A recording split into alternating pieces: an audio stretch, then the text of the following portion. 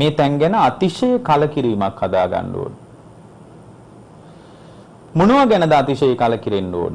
අතිශය කලකිරෙන්න ඕන උපය ධර්ම ගැන. උපය කියන්නේ කලකිරෙන්න ඕන තැන් හතරක් තියෙනවා. උපය ධර්ම, උපාදාන ධර්ම, අබිනිවේෂ ධර්ම, අනුසේ ධර්ම. මෙන්න මේ හතර ගැන යම් කෙනෙක් යථාර්ථය දැනගත්තොත් ඒ යථාර්ථය දැනගත්ත කෙනා මේ ලෝකයෙන් නිදහස් වෙනවා. අන්න යාට කියනවා තමන්ව මුණ ගැහුණු කෙනා කියලා. තමන්ව මුණ ගැහෙනවා කියන එක වෙන කතාවක්. තමාට තමාව හමු වෙනවා කියන එක වෙන කතාවක්. තමන්ට තමාව හමු වෙන්නේ නැතුව ලෝකයක් හමු වුණාට වැඩක් නැහැ. ඔබේ S2 පිය වෙනකොට මේ සියලු ලෝක සම්බන්ධතා එදායින්ම හමාර වෙනවා. දරු මුණුබුරෝ එක්ක ඇති වෙන සම්බන්ධතා මේ ඔක්කොම හමාර. මේ යථාර්ථය ඇයි ඔබ තේරුම් ගන්න කැමති නැත්තේ? මේ යථාර්ථය ඔබට තේරුණ දවසක ඔබට කියාවි මේ සියලු බැඳීම් වලට වශීකృత වෙලා නිරේට යනවට වඩා මේ සියලු බැඳීම් වල යථාර්ථයේ තේරුම් අරගෙන යම්තම් සුගතියකට හරිය එල්ලිලා යන එක වටිනවා කියලා. ඒ සුගතියකට යන රහස, සුගතියකට යන පණිවිඩය ලෝකේ දන්නේ නැහැ. සුගතියකට ගියත් සුගතියේ විපාකයක් අනිත්‍ය වෙලා ආයෙ දුගතියට වැටෙන මට්ටමක් නම් තියෙන්නේ. එතනත් පරිස්සම් නැහැ ඔබ. ඔබ පරිස්සම් වෙන්නේ මේ ලෝකයේ පිළිබඳ මෙන්න මේ අපි මත කරන තැන් හතර පිළිබඳ ඊතා සිහිනුවණින් අනබිරතියක් උපදව ගත්තොත් විතරයි. උපය ධර්ම. මේ ලෝකේ උපය ධර්ම කියලා කියන්නේ අපේ හිත තණ්හා වශයෙන්, මාන වශයෙන්, දිට්ඨි වශයෙන් ලෝකයට අහු වෙලා යනවා. මේ ලෝකේ තණ්හා, මාන, දිට්ඨි වශයෙන් අල්ලගත්තට පස්සේ එයාගේ හිත මම වශයෙන්, මගේ වශයෙන්, මගේ ආත්මයේ වශයෙන් යාට මේ ලෝකේ පේන්න පටන් ගන්නවා. එතකොට මේ ලෝකේ පේනවා කියන්නේ යාට අභ්‍යන්තර රූප වේදනා සංඥා සංකාර විඥාන කියන පංචස්කන්ධයත් මගේ ආත්මය කියලා පේනවා. එළියේ තියෙන රූප ශබ්ද ගන්ධ රස පොට්ටබ්බ්‍රහ්ම මේවත් මගේ ආත්මය කියලා පේනවා. මේ දෙකම මගේ ආත්මය කියලා වසඟේ පවත්වන්න බෑ. හේතුව තමයි මේ වගේ යථාර්ථය ඊට වඩා වෙනස්. එතකොට මෙන්න මේ උපය ධර්ම පිළිබඳ යම්කිසි අවබෝධයක් හදාගෙන උපය හදන්න නැතුව හිටියොත් එයා ලෝකයෙන් නිදහස් වෙනවා. ඒකට ධර්මී කියන්නේ අනුපයෝ විමුක්තෝ. මොකක්ද ඒකට කියන්නේ? අනුපයෝ විමුක්තෝ. උපයෝ අවිමුක්තෝ, අනුපයෝ විමුක්තෝ. උපය වශයෙන් ඒ කියන්නේ තණ්හාමාන දිට්ඨි වශයෙන් ලෝකේ ගත්තොත් එයා නිදහස් නෑ.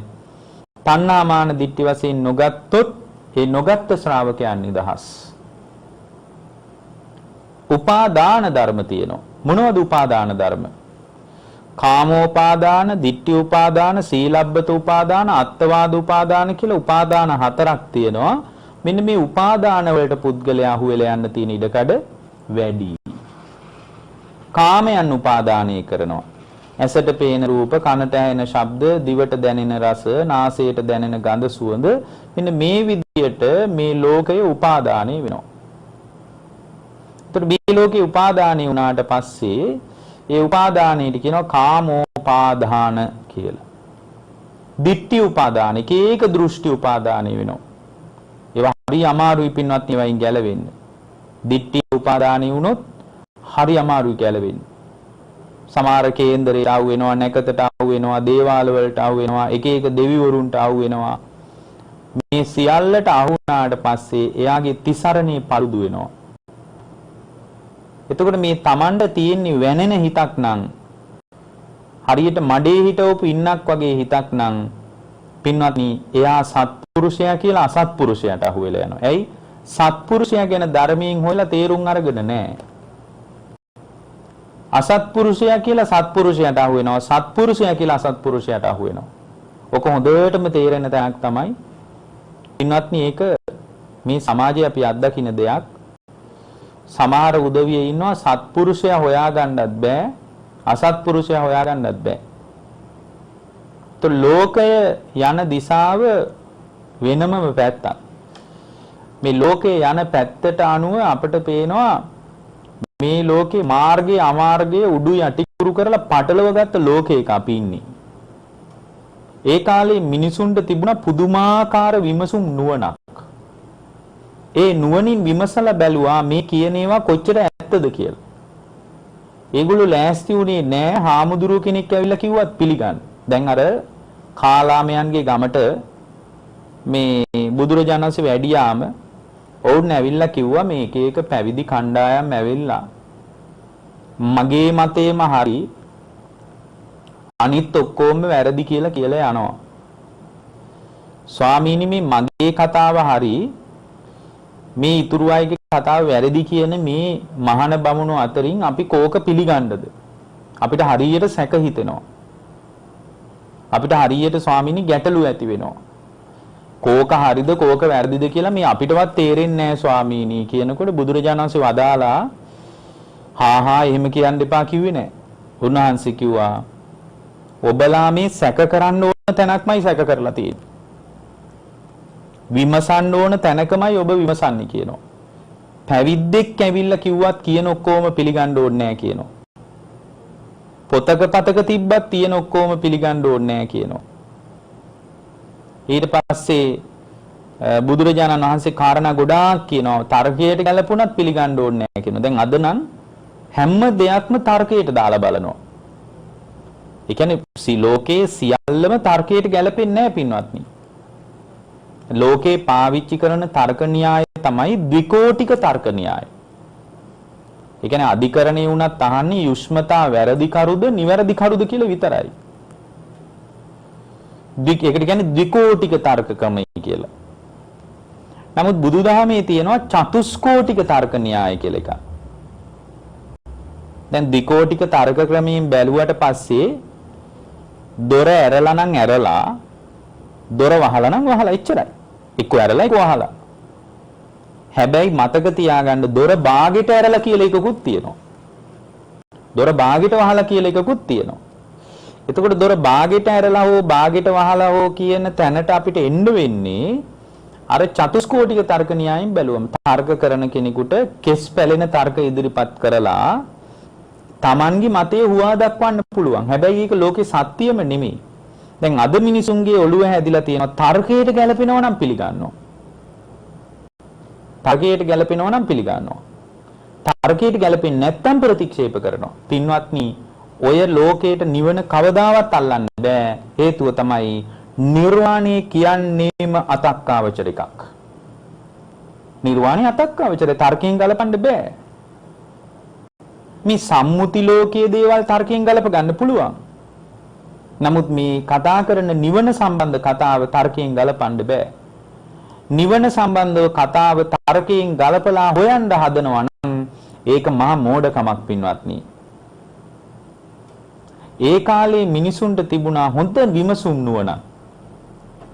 කවුරු කිව්වත් පිළිගත්තේ නැහැ. බොහෝම සිහිනුවණින් හොඳට කල්පනා කරලා බැලුවා මේ කියන කතාව කොච්චර ඇත්තද කියලා. මේ කියන කතාව තුල කොයිතරම් සත්‍යයක් තියෙනවද කියලා ඒගොල්ලෝ විමසලා බැලුවා.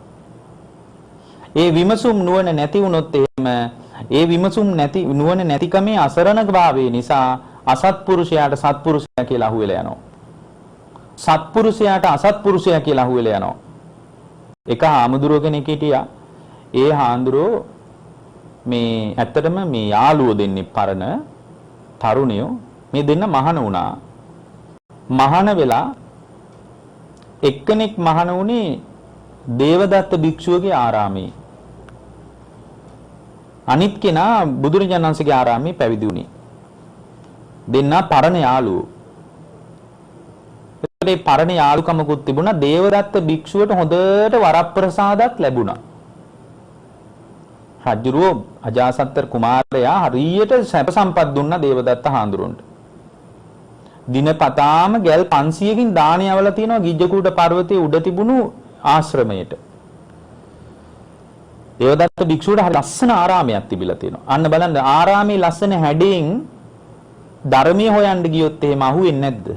අහුවෙනවා. ඇයි? දේවදත්ත භික්ෂුවගේ ආරාමය පින්වත්නි පුදුම ලස්සන තැනක තිබිලා තියෙනවා.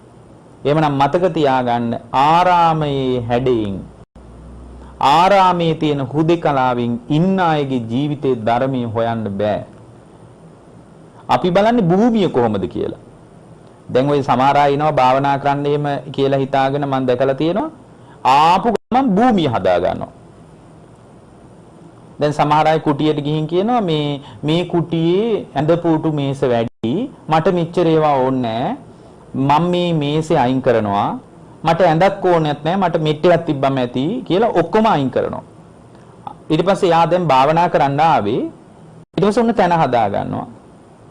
තැන හදලා ඉවර වෙලා අන්තිමටම කියනවා මට භාවනාවට මෙතන හරියන්නේ නැහැ. මම වෙන තැනක් හොයා ගන්නවා කියලා. දැන් බලන්න මේ හිත සති සම්පජඤ්ඤේ නැති වුණාට පස්සේ එයා මේ භූමියේ සුන්දරත්වය ගැන හිතා ඒ සුන්දරත්වයට වශී වෙලා ඒ සුන්දරත්වයේ හදලා Tamanගේ හිත හදාගන්න නැතුව හිත හදාගන්න වැඩපිළිවෙල මග හැරෙන විදිය බලන්න. ඒ කියන්නේ මේ භූමියේ ලස්සන විතරක් මදි. භූමියේ ලස්සන හරිම හොඳයි ධර්මයක් දියුණු කරන කෙනාට. නමුත් භූමියේ ලස්සන විතරක් මදි. එහෙමනම් දේවදත්ත භික්ෂුවගේ ආරාමයේ භූමිය හරිම ලස්සනයි. ගිජ්ජකූට පර්වතයේ උඩ තිබිලා තියෙන්නේ. රජ්ජුරුව ගල් 500කින් දානෙව්වා ඉන්න හාමුදුරුවන්ට. රජුර එච්චරට පැහැදිලා හිටියේ ඔය බිම්බි අජාසත කුමාරයා. දැන් මෙතන මහාන වුණ හාමුදුරන්ට දාන මානවල කිසි අඩුවක් නැහැ. මේ හාමුදුරන්ට දාන මානවල කිසි ප්‍රශ්නයක් නැහැ. හොද්දට දාන හම්බ වෙනවා.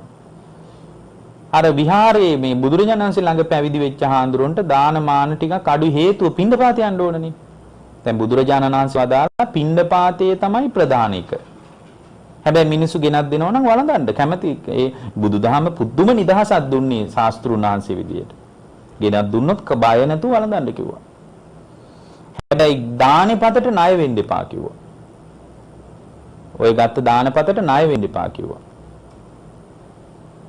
දානෙපතට දැන් සමහර ස්වාමීන් වහන්සේලාගේ ජීවිත කතාවල තියෙනවා. උන්වහන්සේ කියාගෙන යනවා මම ණයට දන් වැළඳුවේ දවස් 7යි කියනවා. මම ණයට දානි වැළඳුවේ දවස් 7යි කියනවා. මම දවස් 7න් රහත් වුණා කියනවා. එහෙනම් ණයට වළඳන්නේ නැහැ කියලා කියන්නේ අවබෝධය තුල යම් ස්ථාවර වෙච්ච තත්ත්වයක්. ඒ නිසා ණයට වැළඳීම කියන්නේ එහෙම එකක්.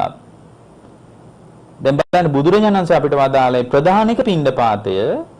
හැබැයි මිනිස්සු ගෙනත් දුන්නොත් ප්‍රතික්ෂේප කරන්න එපා. ප්‍රධානික පින්ඩපාතේ. ගෙනත් දුන්නාම ඒක වළඳන්න. ඊට පස්සේ වළඳන එකේ ණය ගෙවන්න පුළුවන් ක්‍රමයකුත් උගන්වනවා.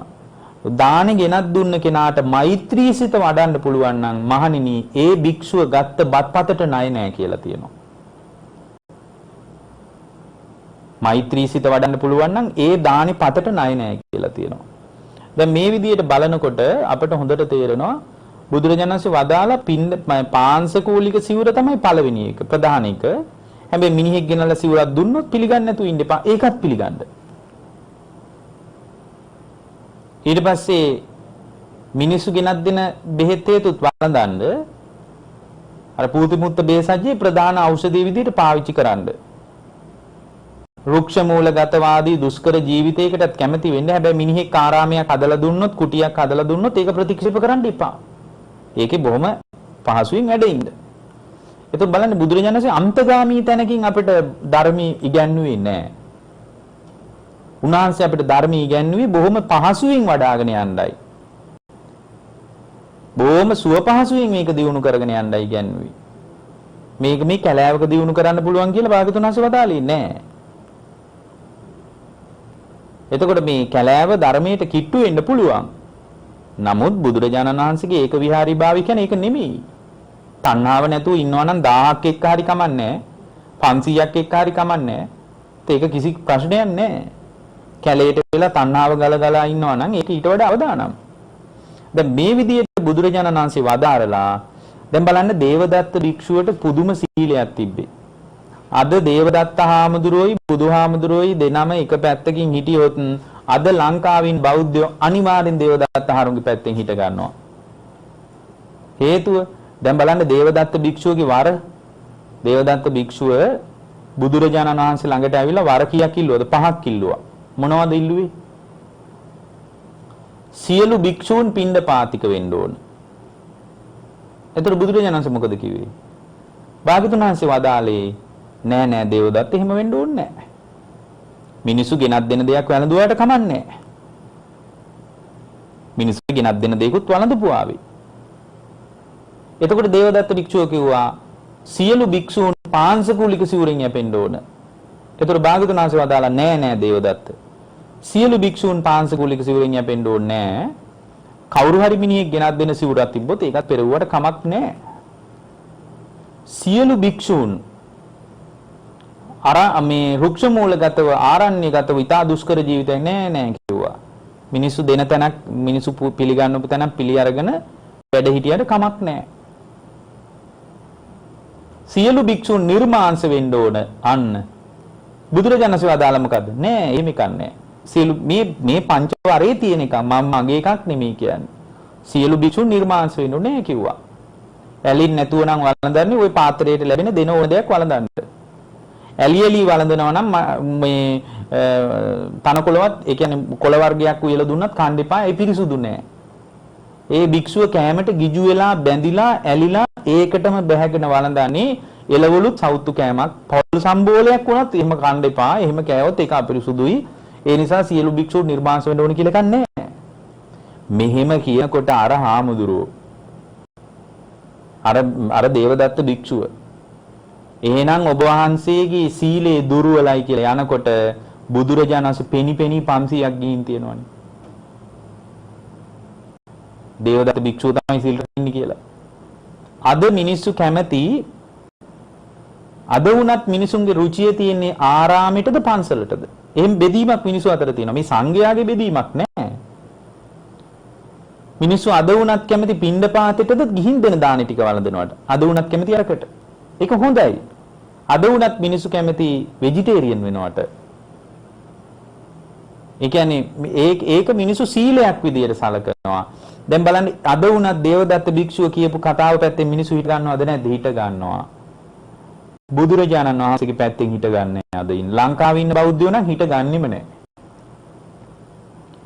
ලංකාවේ ඉන්න බෞද්ධයෝ එච්චරට මේ නුවණ මොට වෙලා හරි පටු තැනක හිර වෙලා චින්තනයේ එක රාමුවකට කොටු වෙලා ඒ රාමුවෙන්ම ලෝකයේ දිහා බලනවා. පින්වත්නි මේ දේවදත්ත භික්ෂුවගේ ආරාමයට හොඳට දානි හම්බුණා. මම මේ කියාගෙන ආපු කාරණේ ඊට වැදගත් යක්.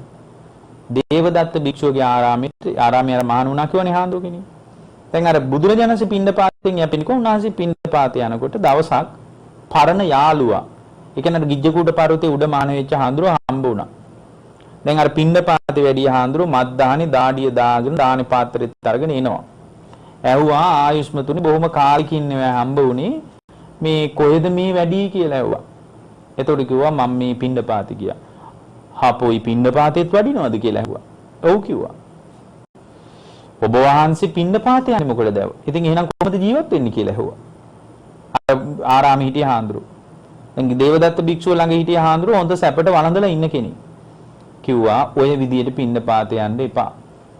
වෙලාවක වඩින්නකෝ අපේ ආරාමේ පැත්තට. ඇයි කියලා ඇහුවා. හොඳ සනීපෙට රාජභෝජනේ හම්බ වෙනවා කිව්වා. අපේ ආරාමේ හරි රහට දානි දෙනවා කිව්වා. මේ අජාසත් රජුරු හරි රහට දානි ගේනවා කිව්වා. අර හාමුදුරුවෝ හිතනවා වෙලාවක ඔය පැත්තෙත් පොඩ්ඩක් රවුමක් කරගිලා බලන්න ඕනේ කියලා පාත්‍රෙත් අරගෙන ගියා. හැබැයි නේනම් හොඳට ප්‍රණීත රාජභෝජන හම්බ වෙන්නේ. මේක හොඳම වැඩේ මේ පින්ඩපාතේ ගියාම දන් කුඩත් හම්බ වෙනවා. මිනිස්සු කාලා ඉතුරු වෙන ඒවත් දෙනවා. මේක හරියන්නේ නැහැ. හොඳම දේ තමයි මේ කියන පිළිවෙලකට මෙහෙට එමීට ඇවිල්ලා දවල් වෙනකොට එමීට ගිජ්ජකූට පර්වතයෙන් පහළට බහින එක. පුරුද්දක් කරගත්තා දේවදත්ත භික්ෂුවගේ ආරාමෙට පිඬු පිනිස යන්න. හොඳට කාලා හොඳ බර කතාවකුත් දාගෙන ඉඳලා එනවා. බුදුජනස් දැනගත්තා. දැනගෙන ඇහුවා මේ කතාව. ඇත්තද දේවදත්ත භික්ෂුවගේ ආරාමෙට යනවා කියන්නේ? ඔව් කිව්වා. ආරාමෙට නම් යනවා. හැබැයි මම ඉතින් මේ මතේට නම් විසනම්මන්නේ නැහැ. නමුත් ඉතින් දානි ටිකක් වළඳලා කරලා හිමීට පහළට බහිනවා කිව්වා. බුදුරජාණන් වහන්සේ මතක් කළා සති සම්පජඤ්ඤේ නැති භික්ෂුවට ගෝචර භූමිය අගෝචර භූමිය හොයන්න බෑ. ගෝචර කෙනා කවුද අගෝචර කෙනා කවුද කියලා හොයන්න බෑ. දැන් අද වුණත් ගිහි ජීවිතේ පවා ගෝචර කවුද අගෝචර කවුද කියලා හොයාගන්න බැරි වුණොත් ඒ ගිහියා නන්නත්තර වෙනවා. ගෝචර තැන අගෝචර තැන සත්පුරුෂයා අසත්පුරුෂයා සුදුස්සා නුසුදුස්සා ධර්මයේ අධර්මයේ ගිහියෙකුට හොයාගන්න බැරි වුණත් ඒ ගිහියත් හරි අමාරුවක වැටෙනවා. මේ ධර්ම මාර්ගයේ නෙමෙයි ගිහිකමම අසාර්ථකයි. එහෙම ගෝචර අගෝචර අය හොයාගන්න බැරි වෙලා අනාථ වෙච්ච අය මට හරියට කතා කරලා තියෙනවා. අනේ මම මේ අහුනේ කුණු ගොඩකට රොඩු ගොඩකට අහුනේ මම දැන් විඳවනවා කියලා සමහර උදවිය මට කියනකොට මට හරි අනුකම්පාවක් ඇති වෙලා තියෙනවා. ගෝචර කවුද අගෝචර කවුද? සුදුසු කවුද නුසුදුසු කවුද? සත්පුරුෂයා කවුද අසත්පුරුෂයා කවුද කියලා අද හොයාගන්න අමාරුයි. හේතුව තමයි අසත්පුරුෂයා ඉන්නවා සත්පුරුෂයා වගේ. සත්පුරුෂයා හොයාගන්න බෑ. එයත් නිකන් පාඩුවේ ඉන්නවා. අසත්පුරුෂයා වගේ. එතකොට අර ධර්මයක් දන්නේ නැති, විනයක් දන්නේ නැති, ශික්ෂණයක් නැති, සිහිනුවණ නැති කෙනා සත්පුරුෂයා කියලා අසත්පුරුෂයාට අහු වෙලා යනවා. එතකොට මේ Tamanට මේ ලෝකේ උපාදානය වෙනවා. කාමෝපාදාන, ditthi උපාදාන, කීක දෘෂ්ටි උපාදාන වෙනවා. ඒකනේ දැන් ඔය කතා කරේ. එතකොට මේ ditthi උපාදාන වෙනවා කියන දසවස්තුක මිත්‍යා දෘෂ්ටිය. මේ කල්යාණ භූමියේ සත්පුරුෂ භූමියේ මූලික පදනම මොකද්ද? අම්මා තාත්තා පිළි අරගෙන සද්ධාවට ඇවිල්ලා තිසරණේ තුල ශක්තිමත් වෙලා මෙලෝ පරලෝ පිළි අරගෙන දන් දීමේ සිල් රැකීමේ විපාක පිළි අරගනිමින් ධර්මයේ තුල ශක්තිමත් වෙනවා. ඒ ධර්මයේ තුල ශක්තිමත් වුණු ශක්තිමත් භාවය, ඒ ශක්තිමත් වෙච්ච ජීවිතය ඒ පුද්ගලයා පරිස්සම් කරනවා. එතකොට මේ ditthi උපාදානේ විවිධාකාර දෘෂ්ටි උපාදානේ වෙච්ච මිනිස්සු අද ඉන්නේ. හරියට එක එක දෘෂ්ටි උපාදානේ වෙලා. ඊළඟට අත්වාද උපාදාන. අත්වාද උපාදාන කියලා කියන්නේ පින්වත්නි මේ ලෝකයේ මේ රූප වේදනා සංඥා සංකාර විඥාන කියන ස්කන්ධයන් පවතින ලෝකය මගේ ආත්මය මම ඉන්නවා මට තමයි අයිති කියලා මම කියන එකම මතුවෙනවා. එතකොට මම කියන එකම මතුවෙනවා. මම වෙමි කියන හැඟීමම පවත්වනවා. පින්වත්නි මගේ කියලා කතා කරන ලෝකය පුළුවන් ද මට ඕන විදිහට පවත්වන්න? දැන් අඩුම ඔබට පුළුවන්ද කැමැති රූප අකමැති රූප තෝරගෙන කැමැති රූප විඳිමින් අකමැති රූප වින්දනය නොකර ඉන්න පුළුවන්ද? එහෙම ඉන්න බෑ. එතකොට අපිට තේරෙනවා මේ ඇස මගේ වසඟේ නෑ කියලා. ඇයි? මගේ වසඟේ නම් මම කැමති දේවල් විතරක් ඇහෙන් පේන්න ඕන. නමුත් මේ ඇහැට මම කැමති ඒවමද පේන්නේ? මම අකමැති ඒවා කොච්චර පේනවද? මාව අවුස්සන, මාව කලබල දාන ඒවා කොච්චර මේ ඇහැට පේනවද? එහෙමනම් මේවා ඇහැ මගේ වසඟේ නෑ. මේ ඇහැ මගේ වසඟේ නෑ. මේ ඇහැ හේතුන් නිසා හටගත් ඵල ධර්මයක් ඇහැ කියන්නේ. හේතු නිරුද්ධ වීමෙන් නිරුද්ධ වී යන දෙයක් මේ ඇහැ කියන්නේ. ඒක තේරුම් ගන්න. ඊළඟට මේ ලෝකේ අපිව දැඩිව හිතින් අල්ලගෙන ඉන්න දේවල් තියෙනවා අබිනිවේෂ. මෙන්න මේ අබිනිවේෂ ධර්මයන් පිළිබඳ යථාර්ථ අවබෝධයටත් බුද්ධ ශ්‍රාවකයාපත් වෙන්න ඕන. ගිලගෙන බැසගෙන ඉන්නවා හිතින්. එතකොට මේ ගිලගෙන බැසගෙන ඉන්න ගතියෙන් අයින් වෙන්න නම් ඒ ශ්‍රාවකයා තුල ගැඹුරු විදර්ශනාවක් තියෙන්න ඕන. ඒ විදර්ශනාවක් තියෙනකොට එයාට තේරෙනවා දැන් උදාහරණයක් විදිහට ඒකට බුදුරජාණන් වහන්සේ මේ අරුබුදේ විතරක් පෙන්වුවේ නෑ. අරුබුදේ පෙන්නලා අපිට අරුබුදේ ගැට ගැහෙන විදිහත් පෙන්නලා දුන්නා. දැන් ශුඤ්ඤතානුපස්සං භාවෙන්තෝ අත්තාබිනිවේසං පජහති. අත්තාබිනිවේස ආත්ම වශයෙන් දැඩිව හිතින් අල්ලගෙන ඉන්නවා නම් මහණෙනි මේ ලෝකේ ශූන්‍ය වශයෙන් දකින්න. ශූන්‍ය වශයෙන් ආත්මීය ස්වභාවයක් පවත්වන්න බෑ කියලා දකින්න කිව්වා. ආදීනවානුපස්සම් භාවෙන්තෝ ආලයාබිනිවේසම් පජහති. ආලය කරමින් හිතින් බැහැගෙන දැඩිව හිතින් අල්ලගෙන ගිලගෙන ඉන්නවා නම් ඒ ගිලගෙන ඉන්න තැනක ආදීනවම දකින්න. යථාභූත ඥාන දස්සනම් භාවෙන්තෝ සම්මෝහාබිනිවේසම් පජහති. මුලාවෙන් දකින ගතියක් තියෙනවා නම් සම්මෝහාබිනිවේසම් පජහති. යථාභූත කතාවම දකින්න. ලෝකේ පේන එක ඇත්ත එක නෙවෙයි. ලෝකේ පේන්නේ මවාගත් එකක්. ලෝකේ පේන්නේ මවාගත් එකක්. ඇත්ත එක මේ ඇහැට පේන එක නෙමෙයි. ඊට වඩා ඇත්තේක වෙන එකක්.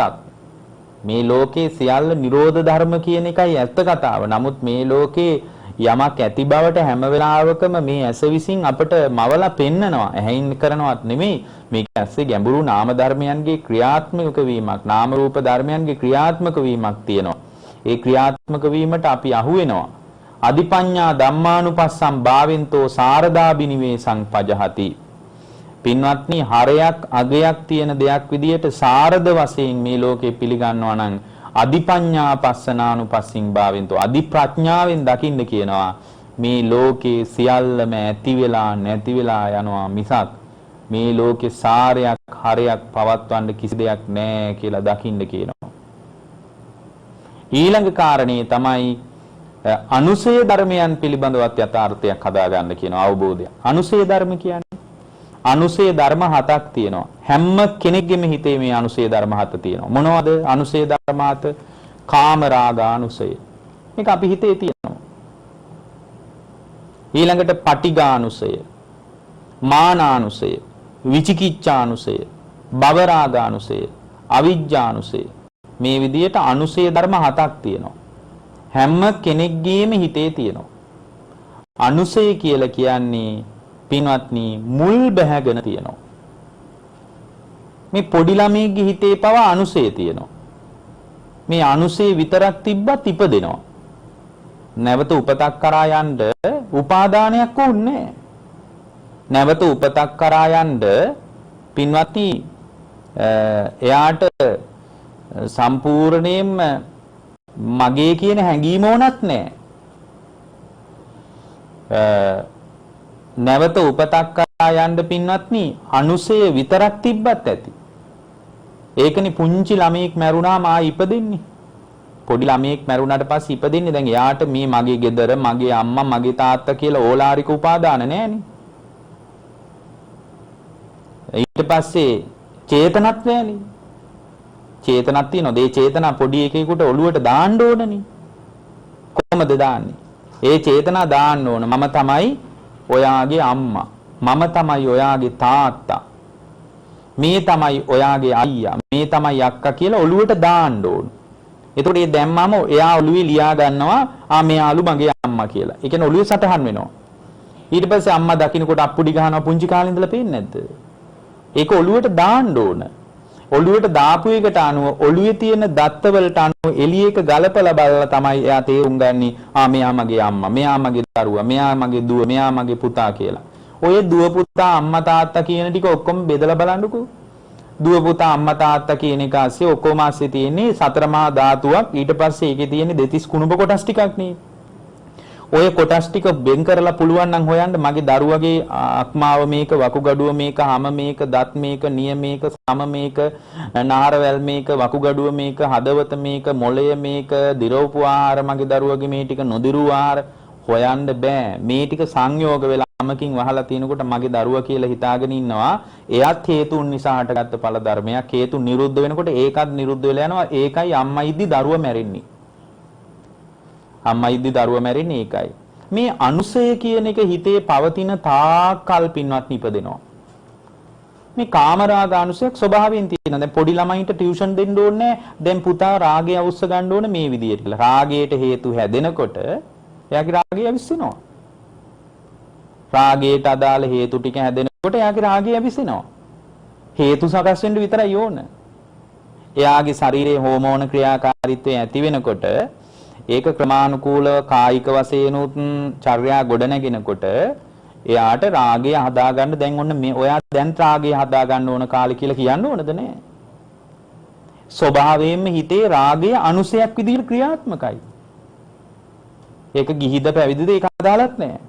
පටිඝානුසය කියන එක ස්වභාවයෙන්ම තියෙනවා. ඒතර ස්වභාවයෙන්ම පටිඝානුසය කියන එක තියෙනවා. දැන් පොඩි ළමයෙකුට කේන්ති ගන්න ඕන තැන කියලා දෙන්න ඕනේ නැහැ. පුංචි ළමයෙකුට දැන් ඔන්න කේන්ති ගන්න, දැන් කේන්ති ගන්න එපා කී කියන්න ඕනද නැහැ. ස්වභාවයෙන්ම එයා තුළ පටිඝයක් තියෙනවා. මානානුසයක් ස්වභාවයෙන්ම තියෙනවා. අස්මිමානයක්. මම වෙමි කියලා හැඟීමක්.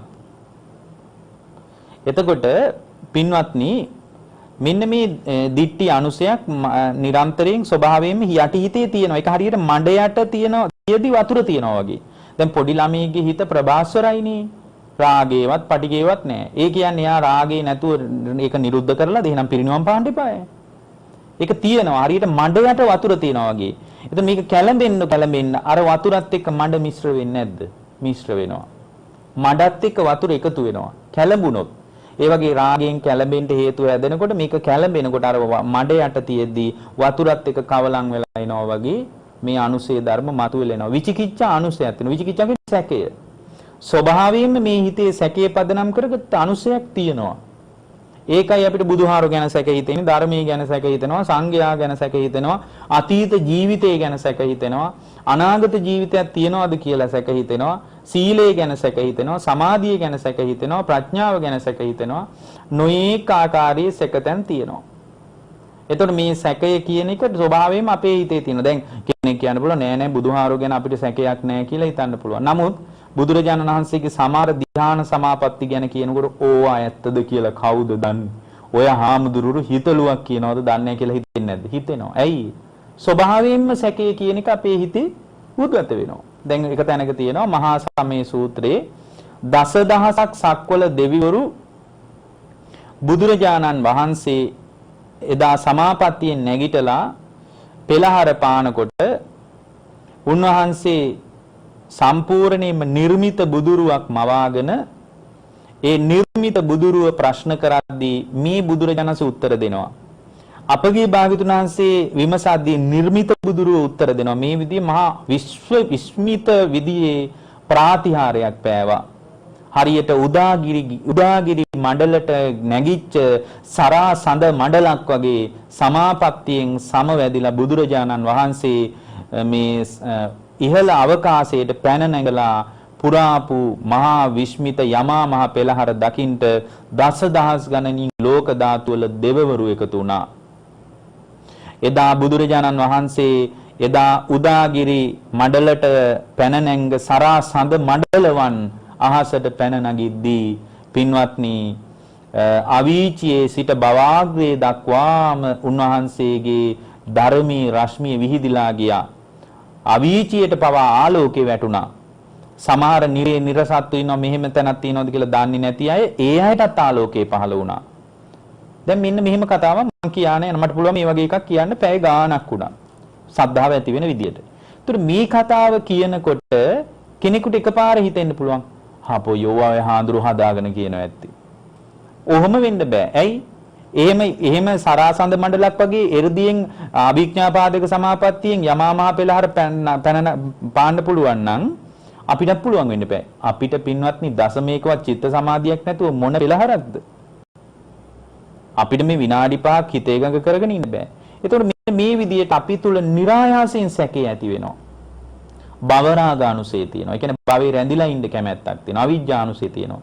දුක්ඛේ අඥානං, සමුදය අඥානං, නිරෝධේ අඥානං, මාර්ගේ අඥානං ආදි වශයෙන් මේ චතුරාර්ය සත්‍ය නොදන්නාකම ස්වභාවයෙන්ම අපේ හිත තුළ උද්ගත වෙලා තියෙනවා. ඒ නිසා මේක කොච්චර කිව්වත් සමහර විට තේරෙන්නේ නැහැ. මෙන්න මේ අනුසය ගැනත්, අබිනිවේෂ ගැනත්, උපාදාන ගැනත්, උපේ ධර්මයක් ගැන නුවණ හදාගෙන මේවා රමණීය නොකර හිටියොත්, මේවා පිළිබඳ නෙත්තියක් හදාගන්න තු හිටියොත් එයාට දුක ඉවර කරගන්න පුළුවන්. එතන මෙයාට නිවිල යන්න පුළුවන්. ඒ නිසා අද දේශනාව ජීවිත අවබෝධයේ ධර්ම අවබෝධයේ පිණිස මේ දේශනාමේ කුසල් ඔබ හැම දිනාටම හේතු වේවා කියලා